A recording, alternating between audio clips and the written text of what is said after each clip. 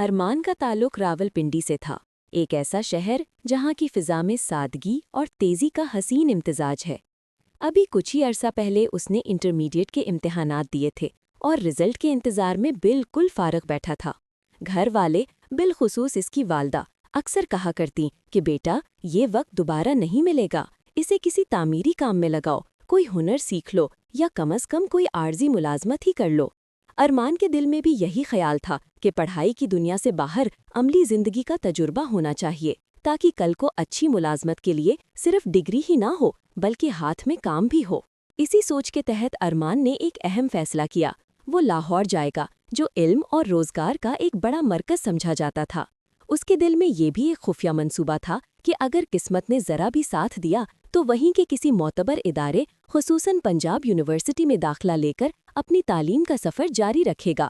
بس اسی پختہ ارادے کے ساتھ ایک صبح وہ لاہور کی جانب روانہ ہوا۔ لاہور، شہر کی ہوا ہی کچھ اور تھی۔ شور و غل، ہجوم اور روشنیوں سے بھرا یہ شہر اپنے اندر ایک عجیب سی مغناطیسی کشش رکھتا تھا۔ ہر گلی ایک نئی کہانی سنا رہی تھی، ہر چہرہ ایک نیا راز لیے ہوئے تھا۔ یہاں پہنچ کر ارمان نے زیادہ وقت ضائع کیے بغیر ایک بڑے اور مشہور ریسٹورنٹ میں ویٹر کی حیثیت سے ملازمت شروع کر دی۔ دن کا وقت گاہکوں کی دیکھ بھال، آرڈر لینے اور شیف کے ساتھ رابطہ کاری میں گزر جاتا تھا، لیکن شام ڈھلے جب وہ اپنی رہائش گاہ کی طرف لوٹتا تو شہر کی رنگینیوں کے بیچ گلیوں میں چلتے ہوئے ایک انجانا سا سکون محسوس ہوتا۔ خوش قسمتی سے اسے شہر کی ایک اچھی اور پرسکون سوسائٹی میں رہائش ملی تھی، جہاں کا ماحول بڑا دھیما اور پڑھے لکھے لوگوں سے بھرا تھا۔ مکان مالک نے انہیں اوپر والا پورشن کرائے پر دے دیا تھا، جبکہ وہ خود نیچے رہائش پذیر تھے۔ ارمان کے ساتھ ایک دوست بھی تھا جس کا نام سمیر تھا اور وہ لاہور کی ایک نجی یونیورسٹی میں زیر تعلیم تھا۔ ارمان روز صبح صاف ستھرا ہو کر تیاری کر کے نکلتا اور شام کو واپس آ کر سمیر کے ساتھ کچھ وقت گزارتا، جس میں ان کے تعلیمی اور مستقبل کے منصوبے زیر بحث آتے۔ ارمان کو شروع سے ہی اپنی ذات کو سنوارنے کا شوق تھا۔ وہ ہمیشہ باہر نکلتے وقت بہت صاف ستھرا اور آراستہ پیراستہ ہو کر نکلتا تھا۔ ایک تو ریسٹورنٹ کی ملازمت تھی جہاں اسے اعلیٰ طبقے کے گاہکوں سے ڈیل کرنا پڑتا تھا، اور دوسرا وہ یہ یقین رکھتا تھا کہ اچھی شخصیت کا تاثر دینے میں لباس اور رکھ رکھاؤ کا بڑا ہاتھ ہوتا ہے۔ یہی وجہ تھی کہ وہ ہمیشہ بہترین خوشبو، پرفیوم، کپڑوں کو استری کر کے اور بالوں کو سلیقے سے بنا کر جایا کرتا تھا۔ چند ہی دن گزرے ہوں گے کہ اس کی نظر ساتھ والے گھر میں رہنے والی ایک لڑکی پر پڑی۔ اس کا نام نورین تھا۔ نورین کی شکل و صورت میں ایک ایسی کشش تھی کہ دیکھنے والا پل بھر کو ٹھہر جائے، جیسے وقت تھم سا گیا ہو۔ اس کی عمر غالباً 24 یا 25 سال کے آس پاس ہوگی۔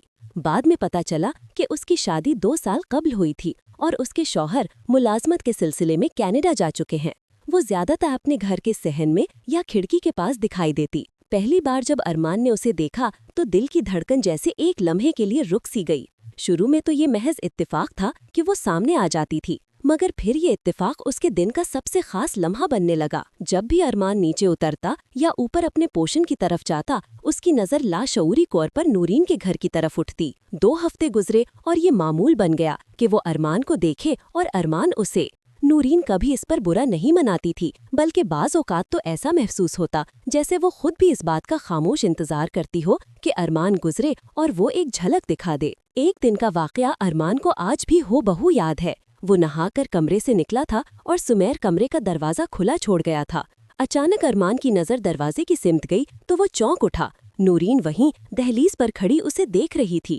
ایک لمحے کے لیے دونوں کی نظریں آپس میں ملی اور اگلے ہی پل وہ شرماتی ہوئی تیزی سے اندر چلی گئی۔ ارمان کے دل کی دھڑکنیں بے قابو ہو گئی تھیں۔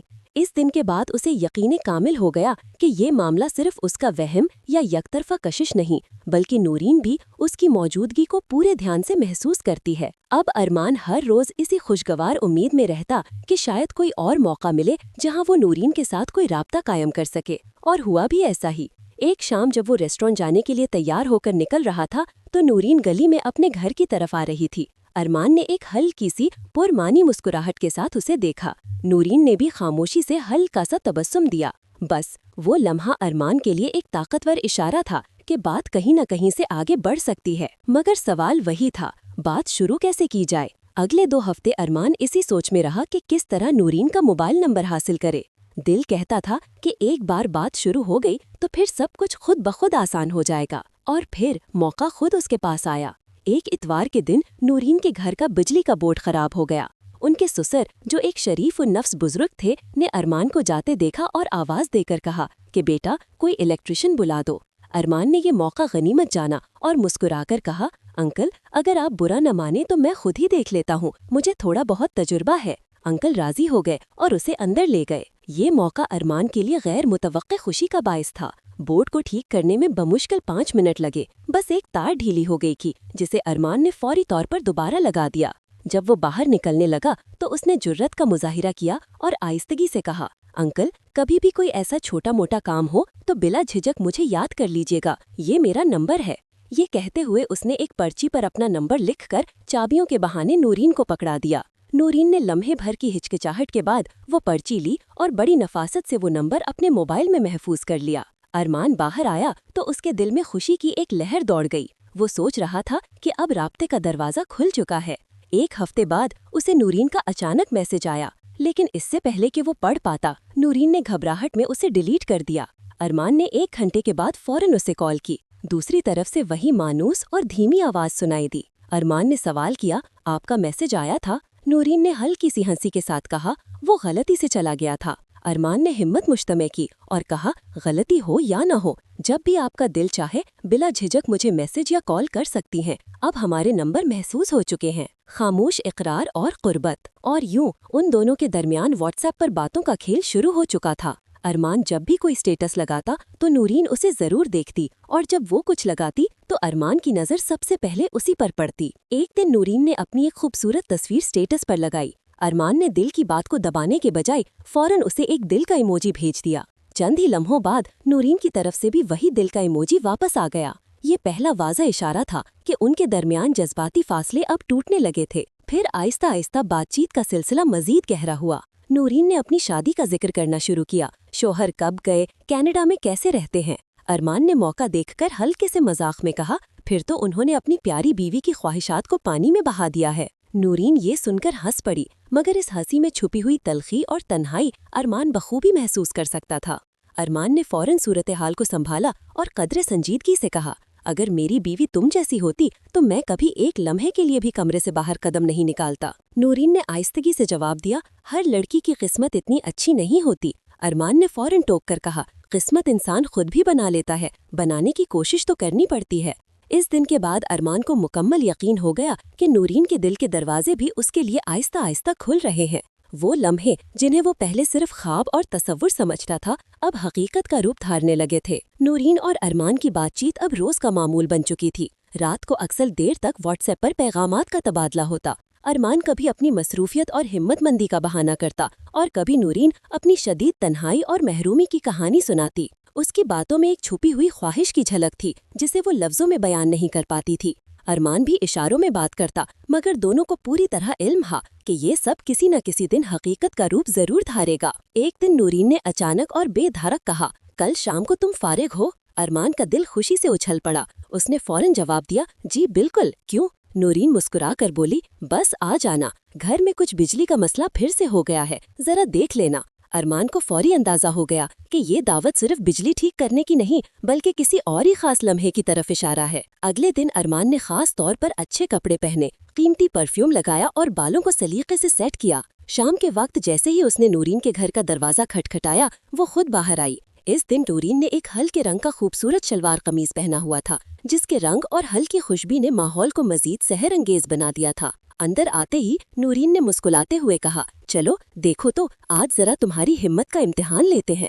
ارمان نے کہا، جی لے لیجئے۔ اس کے دل میں ایک انجانی سی گھبراہٹ تھی، مگر ساتھ ہی ایک عجیب سی خود اعتمادی بھی کہ آج کچھ نہ کچھ خاص ضرور ہونے والا ہے۔ انکل اور آنٹی کہیں بیرون خانہ گئے ہوئے تھے اور گھر بالکل سنسان تھا۔ نورین اسے ڈرائنگ روم میں لے گئی اور ایک کونے میں لگے بورڈ کی طرف اشارہ کیا۔ ارمان نے اپنے اوزار نکالے اور دکھاوے کے طور پر کچھ تاروں کو ہاتھ لگانے لگا۔ حقیقت یہ تھی کہ بورڈ بالکل ٹھیک تھا، مگر ارمان جانتا تھا کہ اصل امتحان تو کسی اور چیز کا ہے۔ نورین آہستگی سے اس کے قریب آ کھڑی ہوئی۔ ارمان تار پکڑے یہ سوچ رہا تھا کہ کب اور کیسے آگے بڑھوں۔ اچانک نورین نے ہلکی سی شرارت سے کہا، آج دیکھتی ہوں تم کتنے تیس مار خان ہو۔ یہ جملہ ارمان کے کانوں میں بجلی کی طرح گونجا۔ اس نے آہستگی سے اپنا ہاتھ بڑھایا اور نورین کا نازک ہاتھ اپنی ہتھیلی میں لے لیا۔ एक लम्हे के लिए अरमान को लगा कि शायद वो फौरन हाथ छुड़ा लेगी, मगर नहीं, वो चुप रही। उसकी नजरें नीचे हो गईं और वो फर्श की तरफ देखने लगी। उसके कान सुर्ख हो गए थे और उसकी सांसें तेज चलने लगी थीं। अरमान ने दूसरा हाथ बढ़ाया और निहायत आहिस्तगी से उसकी ठोड़ी थाम ली। नूरीन का चेहरा ऊपर हुआ और उन दोनों की नजरें आपस में टकरा गईं।